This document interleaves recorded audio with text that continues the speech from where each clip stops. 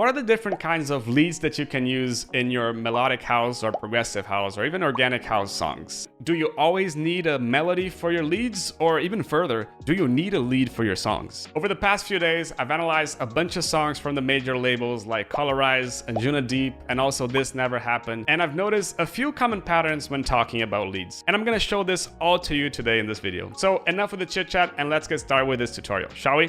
Let's go. First, do you even need a lead in your songs?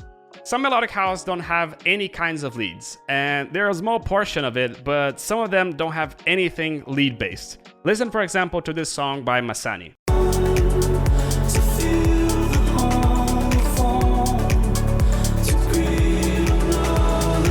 And even in later moments of their song, there isn't any other lead.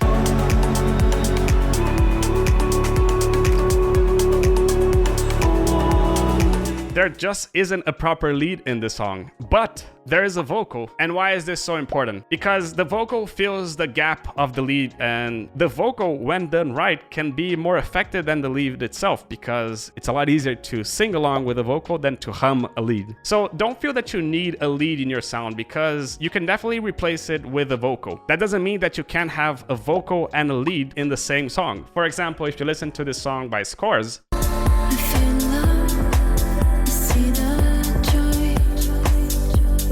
the song starts with the vocal, and afterwards it just adds a little piano in the song that acts as a lead.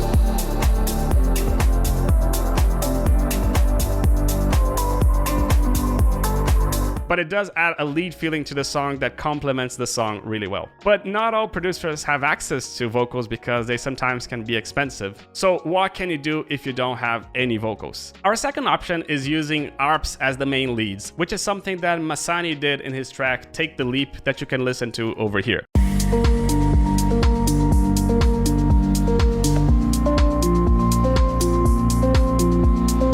Notice how the ARP is not only some ear candy to the song, it's actually the main pattern of the song, which is really cool. The problem when using ARPs as the main melody is that they can often sound repetitive if they don't have that much variation or they are too simple. And Masani did two things that are really nice to make their ARPs a little bit more interesting. First, he started changing the chord progression along with the MIDI of the song.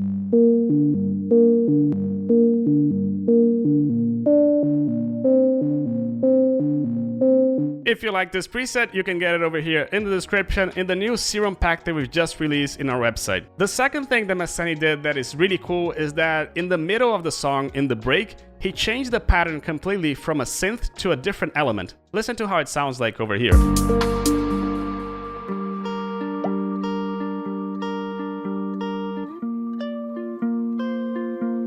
In the break, he changes from a synth to a guitar, which is really cool because it breaks the pattern of the synth and introduces some variation in the sound to not make the song sound repetitive. But the coolest thing that you can do in your ARP to not make it sound repetitive is actually introduce some variation in the middle of the progression, which is what Yodo and Laynate did in their songs IY.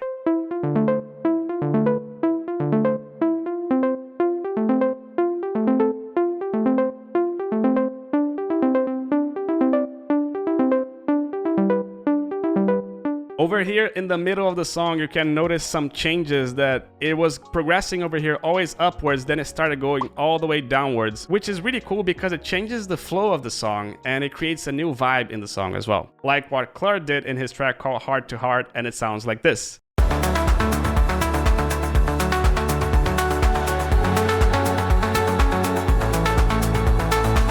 The lead gets so complex that it almost sounds like a complex lead melody, which is the third way in how you can do melodies for your songs. Sometimes the lead will be a full complex melody, like the song by Le Youth called Mirage.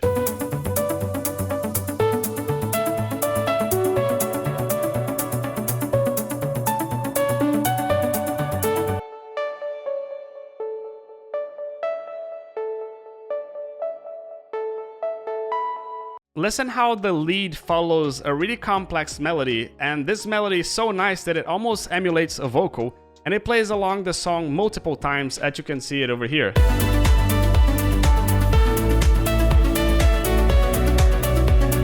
Since the lead is so complex, you don't need to change it that much, because if you do change it a lot, it can start becoming a bit too complex and a bit hard to follow. And that's also something that you can see in Ben Bomer's track Breathing.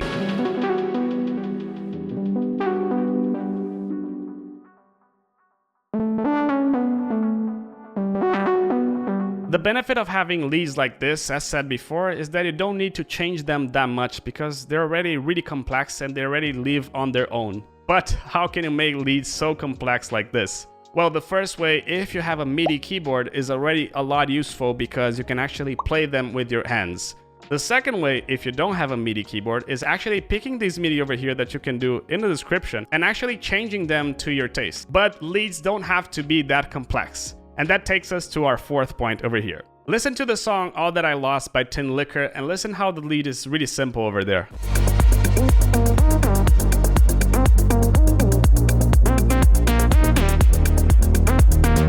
Now listen to the song called Santorini by Spencer Brown and listen how this lead sounds as well.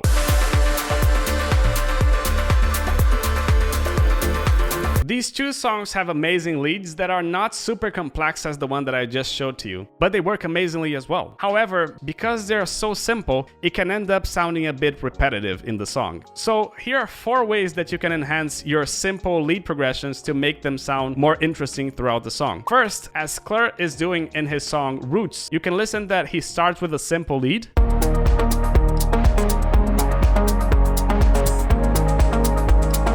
And in the second drop, he complements that simple lead with another top lead.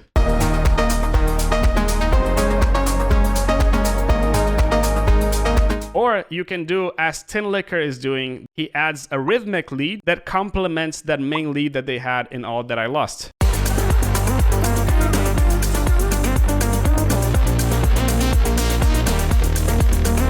You can see that it has a rhythmic lead that you can listen a lot better over here in the middle of the break. That lead started in the end of the drop and complemented that main lead that started in the beginning of the drop. Now, this third thing that you can do, as you can listen over here in Santorini, you can add thirds or fifths into the progression of your lead. So for example, instead of sounding like this, you can end up sounding like this. And you can see this being done over here in the progression where it plays over here in the beginning and over here in the middle, adding a third note of the main progression. Lastly, what you can also see in the middle of Santorini, there's something really cool called call and response, where there's one leading making the call and there's one lead answering that call. Listen to this over here.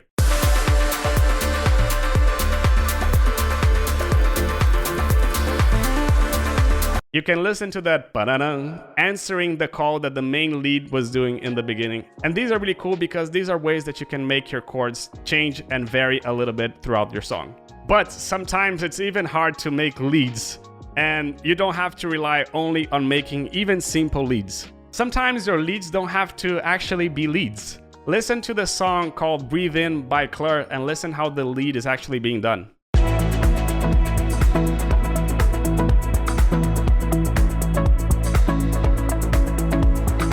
And the same is being done in Breathing by Ben Bomer.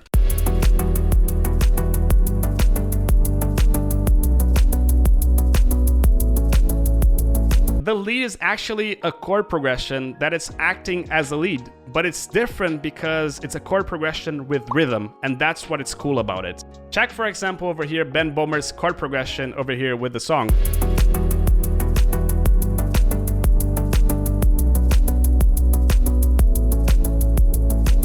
For you to do this, simply what you have to do is pick your chord progression and make it a little bit more rhythmic, or you can pick a rhythmic pluck as the one that we had in Tin Liquor's track and add some thirds and fifths to it so it becomes more of a chord and it sounds a little bit like this. This is how it was before.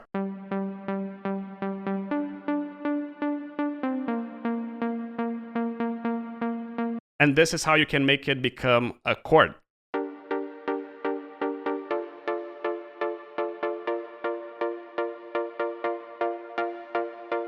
Voila! You have a chord progression that acts as the lead, and that can become the main element of your song. So far, however, which of these leads are you going to try next in your next song? And after finding that lead, don't forget that you also have to find some ear candies to complement your track and also build your track, which you can also find over here with melodic ear candies and over here with percussive ear candies. And I hope you liked the video, and I hope to see you soon in the next Abstrakt video next week.